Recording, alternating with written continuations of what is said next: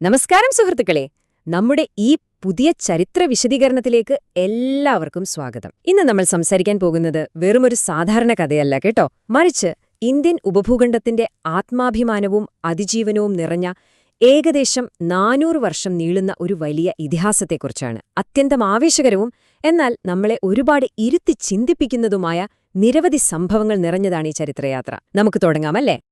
അപ്പോൾ നമുക്ക് നേരെ വിഷയത്തിലേക്ക് കടക്കാം. ശരിക്കും ഒന്ന് ആലോചിച്ചു നോക്കൂ.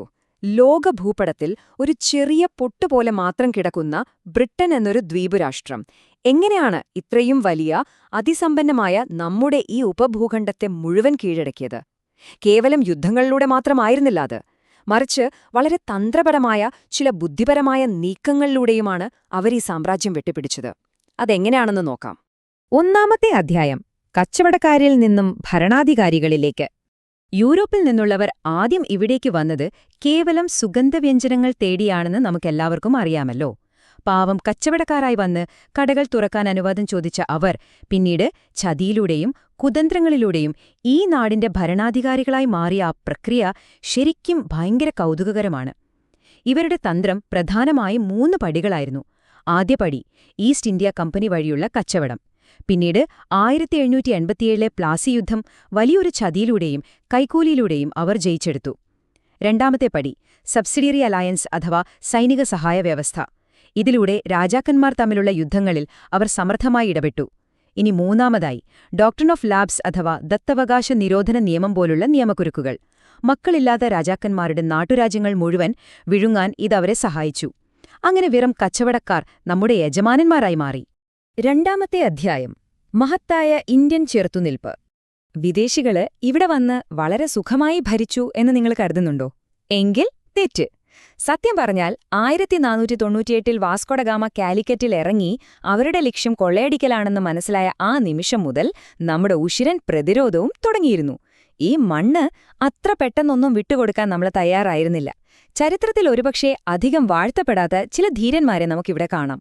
പോർച്ചുഗീസുകാരെ 100 വർഷത്തോളം ഗെറില്ല യുദ്ധമുറയിലൂടെ തടഞ്ഞു നിർത്തിയ കുഞ്ഞാലിമരയ്ക്കാർ, പോർച്ചുഗീസ് നികുതികളെ വളരെ ധീരമായി പരാജയപ്പെടുത്തിയ കർണാടകയിലെ ഉള്ളാൾ റാണി അബ്ബക്ക, വയനാടൻ കാടുകളിൽ ഒളിപ്പോര് നടത്തിയ സാക്ഷാൽ കേരളസിംഹം പഴശ്ശിരാജ, കൂടാതെ വനനിയമങ്ങൾക്കെതിരെ ആദിവാസികളെ സംഘടിപ്പിച്ച ബിർസാമുണ്ട. വിദേശാധിപത്യത്തിനെതിരെ ഇവർ നടത്തിയ പോരാട്ടങ്ങൾ ശരിക്കും അവിസ്മരണീയമാണ്.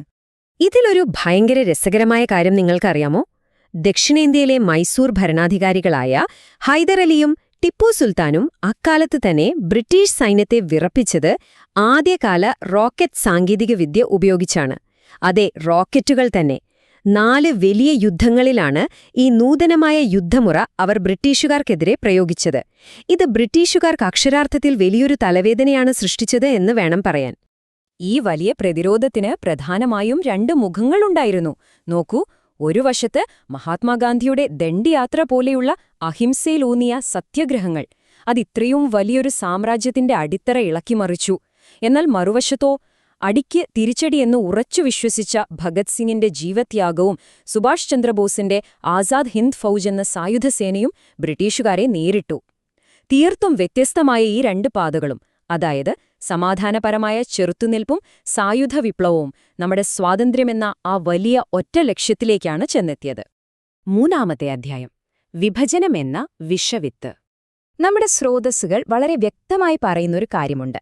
ഇന്ത്യക്കാർ ഇങ്ങനെ ഒറ്റക്കെട്ടായി നിന്ന് പോരാടുന്നത് കണ്ട ബ്രിട്ടീഷുകാരെറിഞ്ഞ ഏറ്റവും വലിയ വിഷമുള്ള കായ അഥവാ വിഷവിത്തായിരുന്നു ഈ വിഭജനം. ഇതെത്ര കൃത്യമായാണ് അവരുടെ തന്ത്രങ്ങളെ കാണിക്കുന്നതെന്നോ? ലോർഡ് കഴ്സൺ പ്രഭു 1905 നടപ്പിലാക്കിയ സോഷ്യൽ എഞ്ചിനീയറിംഗ് അല്ലെങ്കിൽ ഭിന്നിപ്പിച്ച് ഭരിക്കുക എന്ന തന്ത്രമാണിത്. ഹിന്ദു മുസ്ലിം ഐക്യം തകർക്കാൻ അദ്ദേഹം നേരെ ബംഗാളിനെ അങ്ങ് വിഭജിച്ചു. പക്ഷെ ജനങ്ങൾ ഇതിനെതിരെ ഒറ്റക്കെട്ടായി തെരുവിലിറങ്ങുകയും പരസ്പരം രാഖി കെട്ടിക്കൊണ്ട് തങ്ങൾ ഒന്നാണെന്ന് ബ്രിട്ടീഷുകാരെ ഉറക്കി അറിയിക്കുകയും ചെയ്തു. നാലാമത്തെ അധ്യായം, സ്വാതന്ത്ര്യത്തിലേക്കുള്ള കനൽവഴികൾ. ലോകചരിത്രത്തിൽ 2ാം ലോകമഹായുദ്ധം ആരംഭിച്ചതോടെ നമ്മുടെ ഈ കഥയും അതിന്റെ ക്ലൈമാക്സിലേക്ക് എത്തുകയാണ് കേട്ടോ. ബ്രിട്ടീഷ് സാമ്രാജ്യത്തിന്റെ അടിത്തറ തകരുന്ന കാഴ്ചയാണ് നാം ഇനി കാണാൻ പോകുന്നത്. എണ്ണം ശ്രദ്ധിക്കണം, 25 ലക്ഷം. അതെ, 2.5 മില്യൺ ഇന്ത്യൻ സൈനികരാണ് 2ാം ലോകമഹായുദ്ധത്തിൽ ബ്രിട്ടനു വേണ്ടി പോരാടിയത്. എന്നാൽ ഈ യുദ്ധക്കളത്തിൽ വെച്ച് അവരൊരു സുപ്രധാന കാര്യം തിരിച്ചറിഞ്ഞു. ഈ ബ്രിട്ടീഷുകാരെന്നു പറയുന്നത് തോൽപ്പിക്കാൻ കഴിയാത്ത സൂപ്പർമാൻമാരൊന്നുമല്ല എന്ന്.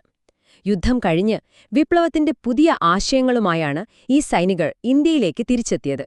ഇനി പറയാൻ പോകുന്ന സംഖ്യ ചരിത്രത്തിലെ ഏറ്റവും ദാരുണമായ ഒന്നാണ്: 30 ലക്ഷം. 1943 ബംഗാൾ ക്ഷാമത്തിൽ വിശന്നു മരിച്ച പാവം മനുഷ്യരുടെ എണ്ണമാണിത്. ഒരു പ്രകൃതിക്ഷോഭം കൊണ്ടായിരുന്നില്ല ഇത് സംഭവിച്ചത്, മറിച്ച് അന്നത്തെ ബ്രിട്ടീഷ് പ്രധാനമന്ത്രി വിൻസ്റ്റൺ ചർച്ചിൽ ഇന്ത്യയിലെ ധാന്യങ്ങൾ മുഴുവൻ യുദ്ധമുഖത്തുള്ള തന്റെ സൈനികർക്കായി വഴിതിരിച്ചു വിട്ടതുകൊണ്ടാണ് ഇത്രയും വലിയൊരു ദുരന്തം ഇവിടെ ഉണ്ടായത്. ഇതിന്റെയെല്ലാം അനന്തരഫലമായി 1946-ൽ റോയൽ ഇന്ത്യൻ നാവികസേനയിൽ വലിയൊരു കലാപമുണ്ടായി. മുംബൈയിലെ കപ്പലുകളിൽ സൈനികർ നമ്മുടെ ത്രിവർണ പതാക ഉയർത്തി. ക്വിറ്റ് ഇന്ത്യ സമരത്തിന്റെ തീക്ഷ്ണതയ്ക്കൊപ്പം സ്വന്തം സൈന്യം കൂടി തങ്ങൾക്കെതിരെ തിരിഞ്ഞെന്ന് ബ്രിട്ടീഷുകാർക്ക് മനസ്സിലായ അവസാന നിമിഷമായിരുന്നു അത്. ഇന്ത്യൻ സൈനികരുടെ സഹായമില്ലാതെ ഇനി ഒരിക്കലും ഇവിടെ തുടരാൻ കഴിയില്ലെന്ന് അതോടെ അവർക്ക് പൂർണ്ണമായും ബോധ്യപ്പെട്ടു. 5-ാമത്തെ അധ്യായം: സ്വാതന്ത്ര്യവും വിഭജനവും. ഒടുവിൽ ബ്രിട്ടീഷ് സാമ്രാജ്യം പത്തിമടക്കി. അങ്ങനെ 1947-ൽ ഇന്ത്യ സ്വാതന്ത്ര്യത്തിലേക്ക് ഉണർന്നു. എന്നാൽ ഈ അതിമഹത്തായ വിജയം അതിവേഗം നടപ്പിലാക്കിയ ഒരു വലിയ ദുരന്തത്താൽ എന്നേക്കുമായി മുറിവേൽക്കപ്പെട്ട ഒന്നായിരുന്നു. വെറും 5 ആഴ്ചകൾ. കേൾക്കുമ്പോൾ ശരിക്കും ഞെട്ടല് തോന്നുമല്ലേ? സിറിൽ റാഡ്ക്ലിഫ് എന്ന വക്കീൽ ഇതിനു മുമ്പ് ഒരിക്കൽ പോലും ഇന്ത്യയിൽ വരാതെ കേവലം 5 ആഴ്ച കൊണ്ടാണ് ഇന്ത്യയെ വിഭജിക്കാനുള്ള ആ അതിർത്തി വരച്ചത്. വീടുകൾക്കും അടുക്കളകൾക്കും പാടങ്ങൾക്കും നടുവിലൂടെ കടന്നുപോയ ആ വര ലക്ഷക്കണക്കിന് മനുഷ്യരുടെ ജീവിതമാണ് എന്നേക്കുമായി വിഭജിച്ചത്. എന്നാൽ ഈ സ്ലൈഡില് വളരെ കൗതുകകരമായ മറ്റൊരു കാര്യമുണ്ട്. വിഭജനത്തിന് ശേഷം 565 നാട്ടുരാജ്യങ്ങളായി ചിതറിക്കിടന്ന ഈ ഭൂപ്രദേശങ്ങളെ ഒരുമിപ്പിച്ച് നമ്മൾ ഇന്ന് കാണുന്ന ആധുനിക റിപ്പബ്ലിക്കാക്കി മാറ്റിയത് സർദാർ വല്ലഭായ് പട്ടേലാണ്. ശരിക്കും ഒരു വലിയ പസിൽ ഗെയിം പോലെ ഉണ്ടായിരുന്ന ഈ 565 നാട്ടുരാജ്യങ്ങളെ അദ്ദേഹം അതിവിദഗ്ധമായി കൂട്ടിയോജിപ്പിച്ചു. ചില്ലറ പണിയായിരുന്നില്ല അത്. ഒരു കാര്യം ഓർക്കണം, ബ്രിട്ടീഷുകാർ 1947-ൽ പോയെങ്കിലും എല്ലാ വിദേശികളും അന്ന് ഇന്ത്യ വിട്ടിരുന്നില്ല. 450 വർഷം ഗോവ ഭരിച്ച പോർച്ചുഗീസുകാരെ അവിടെ നിന്നും മാറ്റാൻ 1961-ൽ ഓപ്പറേഷൻ വിജയ് എന്ന സൈനിക നീക്കം തന്നെ വേണ്ടിവന്നു. വെറും 36 മണിക്കൂർ കൊണ്ടാണ് ഇന്ത്യൻ സൈന്യം അവരെ അവിടെ നിന്നും തുരത്തിയത്. ഇത് സ്വതന്ത്ര ഇന്ത്യയിലെ ഏറ്റവും വേദനിപ്പിക്കുന്ന ഒരു നിമിഷമാണ്. വിഭജനത്തിന്റെ മുറിവുകൾ ഉണക്കാൻ ശ്രമിക്കുന്നതിനിടയിലാണ് 1948 ജനുവരി 30-ന് നാഥുറാം ഗോഡ്സെ മഹാത്മാഗാന്ധിയെ വധിക്കുന്നത്. സ്രോതസ്സുകൾ വ്യക്തമാക്കുന്നതുപോലെ ഗാന്ധിജി മുസ്ലിമുകളെ പ്രീണിപ്പിക്കുകയാണെന്ന തെറ്റായ ധാരണയാണ് ഈ കൃത്യത്തിലേക്ക് അയാളെ നയിച്ചത്. വിഭജനം ഉണ്ടാക്കിയ ആ വർഗീയ വിദ്വേഷത്തിന്റെ ഏറ്റവും വലിയ ഇരയായിരുന്നു മഹാത്മാഗാന്ധി. 6-ാമത്തെ അധ്യായം: നാളേക്കുള്ള പാഠങ്ങൾ. അപ്പോൾ നമ്മൾ ഇതുവരെ കണ്ട ഈ സംഭവങ്ങളിൽ നിന്ന് ഭാവിയിലേക്ക് നമുക്കെന്താണ് പഠിക്കാനുള്ളത്? ഈ സ്രോതസ്സുകൾ നൽകുന്ന പ്രധാന വാദം ഇതാണ്: അറിവാണ് നമ്മുടെ യഥാർത്ഥ കരുത്ത്. വിഭജനം എന്നത് നമ്മുടെ നിലനിൽപ്പിന് തന്നെ വലിയൊരു ഭീഷണിയാണ്. ഐക്യമാണ് എക്കാലത്തും നമ്മെ ശക്തരാക്കുന്നത്. ഇന്ത്യയുടെ അതിജീവനം പൂർണ്ണമായും ആശ്രയിച്ചിരിക്കുന്നത് നമ്മൾ തമ്മിലുള്ള ഈ ഐക്യത്തിൽ മാത്രമാണ്. അപ്പോൾ നമ്മൾ നമ്മളോട് തന്നെ ചോദിക്കേണ്ട വളരെ വലിയൊരു ചോദ്യമിതാണ്: വിദേശികൾ നൂറ്റാണ്ടുകൾക്ക് മുൻപിവിടെ പാകിയ ആ വിഭജനത്തിന്റെ വിഷവിത്തുകൾ നമ്മുടെ ഭാവിയെ തീരുമാനിക്കാൻ നാം ഇനിയും അനുവദിക്കുമോ? അതോ അവയെല്ലാം മറികടന്ന് വൈവിധ്യങ്ങളെ ആഘോഷിക്കുന്ന ഒരൊറ്റ ജനതയായി നാം ഒന്നിച്ചു മുന്നോട്ടു പോകുമോ?